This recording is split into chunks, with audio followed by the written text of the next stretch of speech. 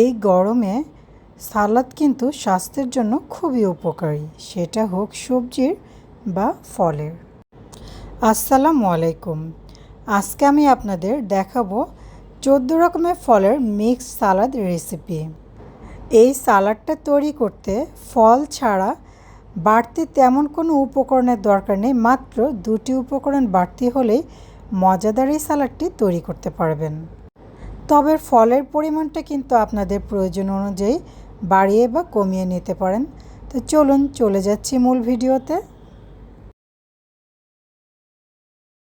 প্রথমেই আমি একটা আপেল নিয়েছি, আর এটা সবুজ আপেল। মাঝখান দিয়ে 2 টুকরো করে কেটে নিলাম। 2 ভাগ করে নিয়ে তারপর এর মধ্যে থেকে আমি যে বিচিগুলো আছে সেই বিচিগুলো ফেলে দিয়ে নিচ্ছি। আপেলের বোটাও এইভাবে কেটে নিতে হবে। প্রথমে আমি এটাকে লম্বালম্বি করে কেটে নিচ্ছি, এবং লম্বালম্বি করে কেটে নেওয়া হয়ে গেলে তারপরে আমি ছোট ছোট কিউব করব। সালাডটা কিন্তু ছোট ছোট করলেই খেতে ভালো লাগবে। বেশি বড় করলে তখন দেখা যাবে যে খেতে তেমন একটা ভালো লাগছে না। এই একইভাবে আমি লাল আপেল এবং সবুজ আপেল দুটি কেটে নিচ্ছি।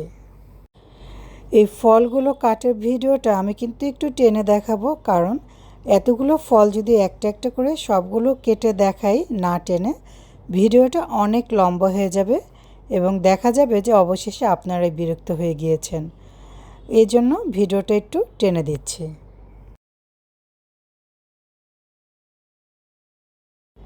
এখন আমি এখানে লাল আঙুর নিলাম, আর এটা আমি প্রথমে বোটা চিড়ে নিচ্ছি। বোটা চিড়ে না হয়ে গেলে আমি এটাকে মাঝখান থেকে 2 ভাগ করে নিচ্ছি। এখানে আমি আঙুর নিয়েছি মোট 8-10টার মতো।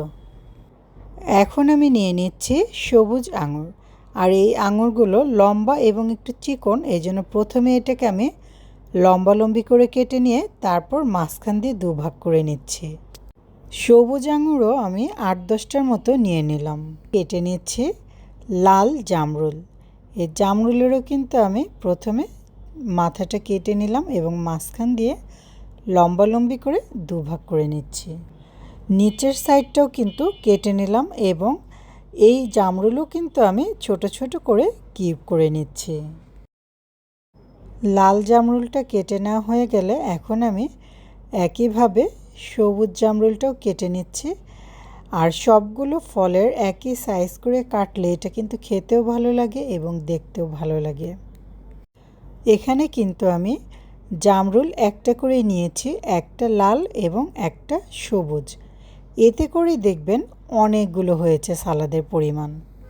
আপনারা যদি এই ফলগুলো থেকে কোনো ফল স্কিপ করতে চান তাহলে কিন্তু অবশ্যই তা করতে পারেন। নিয়ে নিলাম 1 টুকরো তরমুজ। এখানে আমি বড় সাইজ করে কেটে নিয়েছি প্রথমে 1 টুকরো। তারপর এটাকে আমি চিকন চিকন করে কেটে ফালি করে নিচ্ছি। এটা ফালি করা নেওয়া হয়ে গেলে তারপরে আমি এটাকে কিউব করব। এই তরমুজের রঙটাও দেখতে যেমন লাল টুকটুকে, খেতেও কিন্তু অনেক বেশি মজা ছিল এবং মিষ্টিও ছিল। আচ্ছা, এই আমটির নাম কি কারো সঠিকভাবে জানা আছে? দোকানদারকে কিন্তু আমি জিজ্ঞেস করেছিলাম, তিনি বলেছেন ব্যানানা ম্যাঙ্গো। নামটি কিন্তু অদ্ভুত হলেও আমটা খেতে অসাধারণ মজার ছিল। তা আগের ফলগুলোর মতোই আমি এটা ছোট ছোট করে কিউব করে কেটে নিচ্ছি। আর বিস্তারিত কিন্তু আসলে বলার কিছু নেই, ফল কাটা তো আপনারা কম বেশি সবাই জানেন। কেটে নিচ্ছি ড্রাগনের মাথাটা প্রথমে কেটে নিলাম, তারপর আমি মাঝখান দিয়ে 2 ভাগ করে কেটে নিচ্ছি। ড্রাগনের খোসাটা কিন্তু আমি চাকু দিয়ে খুলছি না, দেখুন এটা হাত দিয়ে টানলে খুব ভালোভাবেই উঠে আসছে। আর এইভাবেই আমি ড্রাগনের 2টা অংশেরই খোসা খুলে নিচ্ছি। খোসাটা ছাড়ানো হয়ে গেলে আমি এইভাবে প্রথমে লম্বালম্বিভাবে কেটে নিয়ে তারপরে ছোট ছোট করে কিউব করে নিচ্ছি।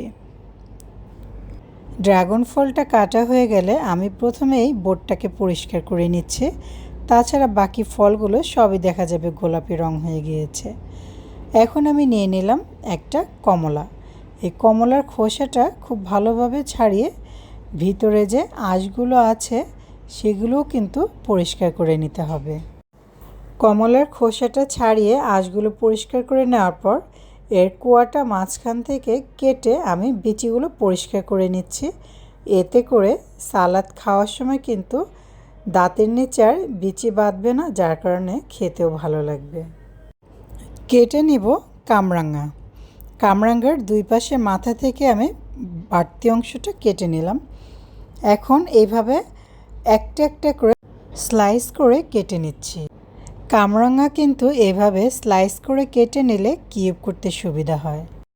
আর যদি আমি গোল গোল করে কাটতাম তাহলে কিন্তু কিউব করাটা বেশি একটা সুন্দর হতো না। নিয়ে নিচ্ছি একটা পাকা পেঁপে। এই পেঁপেরও দুই মাথা আমি প্রথমে কেটে নিলাম।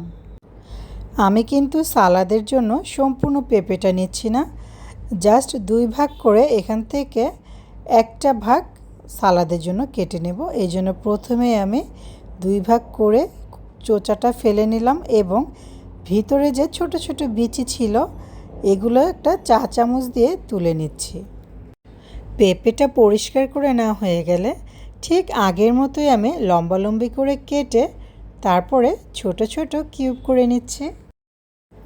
এই গরমে আনারস খেতে কিন্তু আমার খুবই ভালো লাগে, আর জুস করে হলে তো কথাই নেই। আনারসের প্রথমে আমি পাতাটা কেটে নিচ্ছি। পাতাটা কেটে নেওয়া হয়ে গেলে তারপরে আমি আনারসের নিচের অংশটাও একইভাবে কেটে নিব। মাঝখান দিয়ে লম্বালম্বি করে কেটে আনারসটাকে আমি দু টুকরো করে নিচ্ছি। তবে আমি কিন্তু পিলার দিয়ে আনারসটা ছিলতে পারিনি, এই জন্য বটি দিয়ে ছিলেছি এবং এখন আমি এটাকে কিউব করে কেটে নিচ্ছি। নিয়ে নিলাম একটা পাকা কলা এবং এই কলাটাকেও কিন্তু লম্বালম্বিভাবে প্রথমে কেটে নিয়ে তারপর আমি ছোট ছোট কিউব করছি। সবগুলো ফল কেটে নেওয়া হয়ে গেলে বড় একটা মিক্সিং বলে এই ফলগুলো আমি রেখে দিচ্ছি সালাদ মাখানোর জন্য। সব শেষে আমি দিয়ে দিচ্ছি তোকমা, আর এই তোকমাটা কিন্তু আমি নর্মাল তাপমাত্রার পানিতে ভিজিয়ে রেখেছিলাম। ফলের পরিমাণের তুলনায় মিক্সিং বলটা কিন্তু ছোট হয়ে গিয়েছে, এতে কিন্তু আসলে সালাডটা খুব ভালোভাবে মাখানো যাবে না। আর এই জন্যই আমি আরেকটা পাত্রের মধ্যে এই সমস্ত ফল ঢেলে নিচ্ছি। এই ফলগুলোর মধ্যে প্রথমেই আমি দিয়ে দিচ্ছি লেবুর রস। এখানে আমি একটা লেবু কেটে নিয়েছিলাম, এর সম্পূর্ণ রসটাই কিন্তু দিয়ে দিলাম। নিয়েছি আধা কাপ পরিমাণ মধু, আর এই সম্পূর্ণ মধুটাই কিন্তু আমি সালাদের মধ্যে দিয়ে দিব। মধুটা কিন্তু বেশিই লাগবে। লেবুর রস আর মধু দেওয়া হয়ে গেলে এখন এই সালাদগুলোকে আমি খুব ভালোভাবে মিক্সড করে নেব। তবে এটা কিন্তু আমি হাত দিয়ে মেখে নিচ্ছি না, যেহেতু ফলগুলো খুবই নরম, এতে করে হাত দিয়ে যদি মেখে নেই অনেক ফল দেখা যাবে যে খুব বেশি আরও নরম হয়ে গিয়েছে। তাই আমি একটা চামচের সাহায্যে উপর নিচ করে খুব ভালোভাবে মিক্স করে নিচ্ছি। একটু টেস্ট করে দেখছি লেবু এবং মধুর পরিমাণটা ঠিক আছে কিনা। আমার কাছে মনে হলো সালাদের পারফেক্ট ব্যালেন্সটা হওয়ার জন্য লেবুর পরিমাণ আরেকটু বাড়িয়ে দেওয়া উচিত। এর জন্য একটা লেবু মাঝখান থেকে কেটে এর অর্ধেকটা রস আমি সম্পূর্ণ দিয়ে দিলাম। এখন আমি চামচ দিয়ে সালাডটাকে আর একবার ভালোভাবে মিক্সড করে নিচ্ছি। হয়ে গেল অত্যন্ত মজাদার এবং স্বাস্থ্যকর ফ্রুট সালাদ।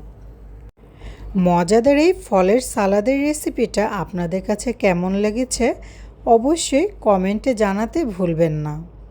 যদি ভালো লেগে থাকে আমার চ্যানেলকে সাবস্ক্রাইব করে আমার চ্যানেলের সাথেই থাকবেন। সবাই ভালো থাকবেন, সুস্থ থাকবেন। আল্লাহ হাফিজ।